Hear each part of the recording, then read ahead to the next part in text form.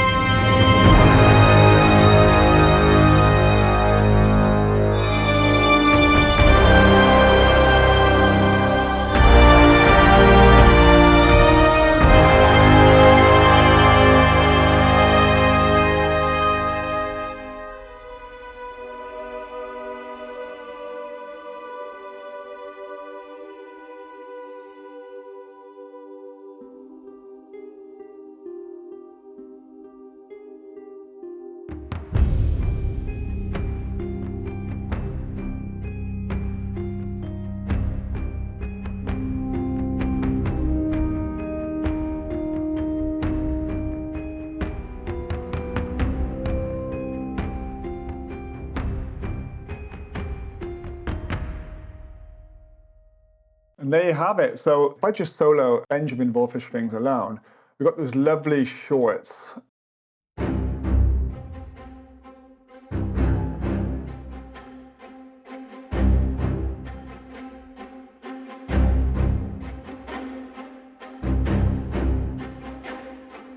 What I like about it, you can hear the detail of the bows and of the notes, the crunchiness. But you also got that lovely warmth of the room, so it's really nice that we're not losing that detail. And also, if I'll show you what I've done here with the strings. I've layered it with a little bit of Berlin solo strings to add a little bit more detail later on when it gets bigger, along with Berlin consordino strings. If I solo just the strings on the bit where it gets big,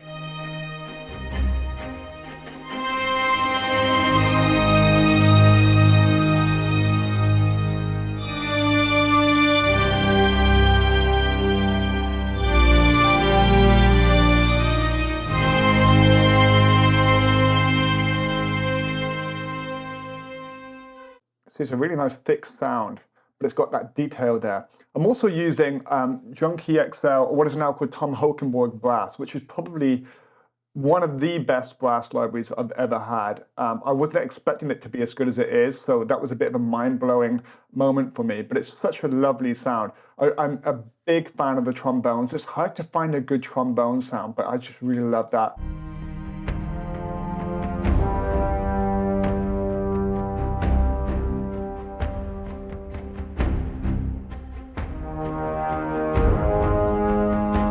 I'm also using Berlin woodwinds, which are just fantastic. Along with this, I've got some support from All Saints Choir and Olympus Choir, just to kind of give it that more epic sound. At the bottom here, I'm using not Cineharp, what am I? It says Cineharp, but it's not Cineharp. I think it's because I originally wrote it on Cineharp, that section, and then I realized something that I didn't notice.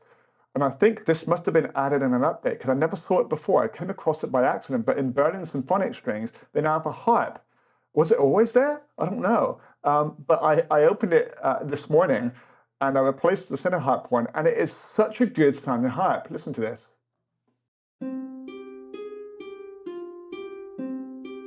And I've doubled it up with dulcimer.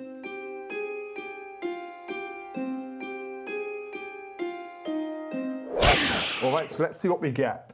We're looking at 799 euros, which is about, I think, $900, about 785 pounds. So, you know, it's a premium product. Tutti and divisi for all long notes and legatos for all sections. So what does that mean? So tutti means the whole section. So let's say all first violins. And then divisi is split, so it's half and half. Not exactly half, because you might have an odd amount of musicians in a group.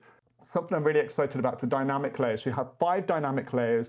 The most important feature for me personally is this, up bow and down bow strokes, which is really good for adding realism in terms of phrasing, right? So you can go that extra mile now, make your mock-up sound that much more realistic. Plus, with the new feature of loop-free long note sustains rather. So what does that mean? Well, often long notes, when they're recorded, they're not that long and they're looped to give you that the longer note. What they've done is they actually recorded long notes. This is why it's a big and heavy library. So you need, some storage space for this. That with the up bow and down bow strokes and the dynamic layers makes for a really, really powerful library when it comes to realism. There's another aspect to this too, because the more the dynamic layers go higher, so when you're in the 5th layer, the highest dynamic layer, the vibrato changes and becomes more aggressive, which is another great realism point that we have here for our orchestral mock-ups. We also have immersive mic position for Atmos. I mean, there's so many mic positions for this. Of course, you get the mix options from Benjamin himself, the sounds he uses. And a really important thing, this was recorded at Teldex scoring stage in Berlin, which I believe is the biggest private studio, or at least one of the biggest private studios in the world. Why is this a really important space? Because sometimes when we think of that lovely, warm, thick sound, we think of places like Abbey Road, or that very spacious sound, we think of like Air Studios. Teldex is a special one because it's got that lovely warmth that we all love, that we want from the orchestra. But it's got that clarity. It's not clinical, it's got that clarity. I believe Berlin strings were recorded in the same place, and that has that gorgeous detail. So we don't lose the detail with this. So we're gonna have a lovely room sound. It's gonna feel fantastic, which also means it's gonna go really well with things like Berlin woodwinds, Berlin symphonic strings, Berlin strings, Berlin percussion. It's gonna go really well with that collection. So this is quite a powerful add-on if you've already got a couple of those libraries. We're going to now dig into Benjamin Wallfisch strings. So here you can see it. It's the free sign player, which is fantastic. You can see I've got loaded up violins tutti, which is the whole section, and all of the different articulations here. A thing I didn't mention earlier, and this is such a cool thing, but if I open this up, look, violins 1. So if I go to tutti, here's all the articulation. If I do a half section, so this is the VC stuff where you got the A7A, that's the first half, and then A7B, this is the second half. What do you notice about the articulations? What do you notice? They're all the same. And it's the same across the board. If I go right down to cello, it's the same. You get the same articulation with everything. And you know what it's like, sometimes you have an articulation that's missing. So you have to go to another library, make it work, EQ it. It doesn't sound right because it's recorded in a different room with different microphones. It's a nightmare. Don't get that problem with this, huh? And you can see the different mic settings as well that we have here, all the different mic positions available to us. Anyway, back to focusing on first violins tutti. So what you'll notice is I've got the set it up for key switching. Now, why might I do that? Well, what do you notice here? Down bow, up bow. This is a fantastic feature because I can play a couple of notes on an up bow and then switch to a down bow. Pretty great, right? So you have an option here where you can play in the expression, or you can play in the bow switching. And then draw in the expression later on, or you can play with the expression and draw in the bow switching. It's completely up to you. Okay, let's go to the cello. Thank you very much. Look how fast it loads. By the way, if you ever get slow loading, it might just be because of the speed of your external hard drive. If you store it externally, often that's a problem if you have a big library, you need to have an external hard drive that's pretty fast, especially if your samples are big like this.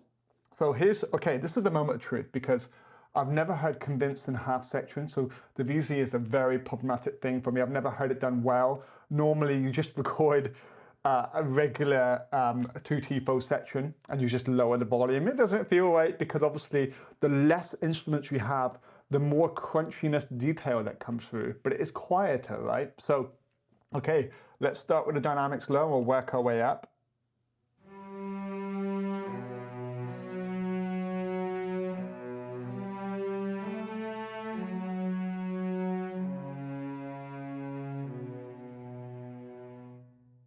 Okay, they've nailed it.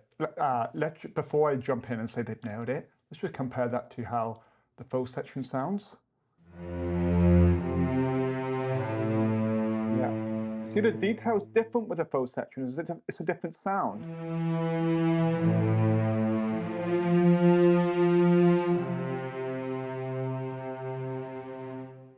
They've nailed it. Well, that's really exciting. Well, that's going to be really great to work with. I'll tell you why. It's because they've done that for the whole thing. So you have violins 1, section A and section B, violins 2, section A and section B, violas, same again, cello, and then, of course, basses. So you can do half section for everything. Now, why would you want this? Well, sometimes if you've got like you might have a melody, a counter melody, an ostinato, and something holding down a drone or a chord progression. You don't have enough sections just in the string. So often we'll fall back on using maybe woodwinds or brass to help, or maybe some like ethnic instruments, depending on what we're doing. But with this, you can do it all with strings. So if you're writing just for strings, or if you want to double up parts for color, let's say you want to have half the cello kind of supporting the violas and say the first violins on a melody, you can have the second half of the cello following say the trombones or the horns to give it a certain color. What this means is you've got more control of your sound palette, much more room for experimentation. It's just so many options here with this, which is amazing. It's not so many options though where you're creatively stunted. It's more of the case of, oh, let's try this and see how it sounds. And you can with this. You don't have to mess around with EQ or using full sections and just trying to make them sound smaller. They've nailed it. This is really, really cool stuff. Okay, so I've been giving it some thought. What I want to do is take advantage of this opportunity to make my own brief and do something that I really wanted to do for some time. It's a bit of a challenge. I'm a huge fan of Jarvis Demand's score for Horizon Forbidden West and Horizon Zero Dawn. So let's make something in the style of that. So imagine an alternative universe where Guerrilla Games couldn't afford Jarvis and it was stuck with me. and then I have to create this track or this theme tune for the game. So let's try that. So I guess before we do anything, it's a beautiful day outside today. So let's go outside in nature, get some inspiration, get myself into the zone, and then we'll do some writing.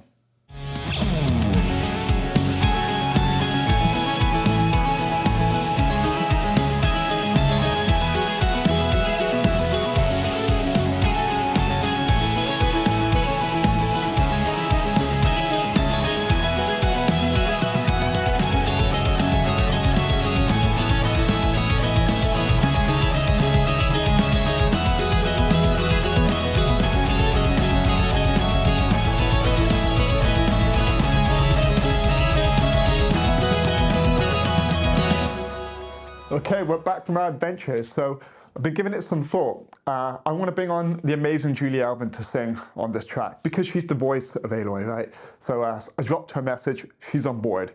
I also thought, wouldn't it be great if we could bring on somebody who plays something that's kind of like electric guitar, some hybrid kind of instruments where we can bring together the organic and the electronic, much like the world of Horizon. So I messaged Mira Sano and she's on board too. So she can be playing electric violin, which has 5 strings, so it can go, I think, as low as a cello. So she's going to be doing that, plus acoustic violin, which would be really cool. So I'm going to grab some stuff in this room and just play and write and see what I come up with, and then we'll take it from there. Let's get to work.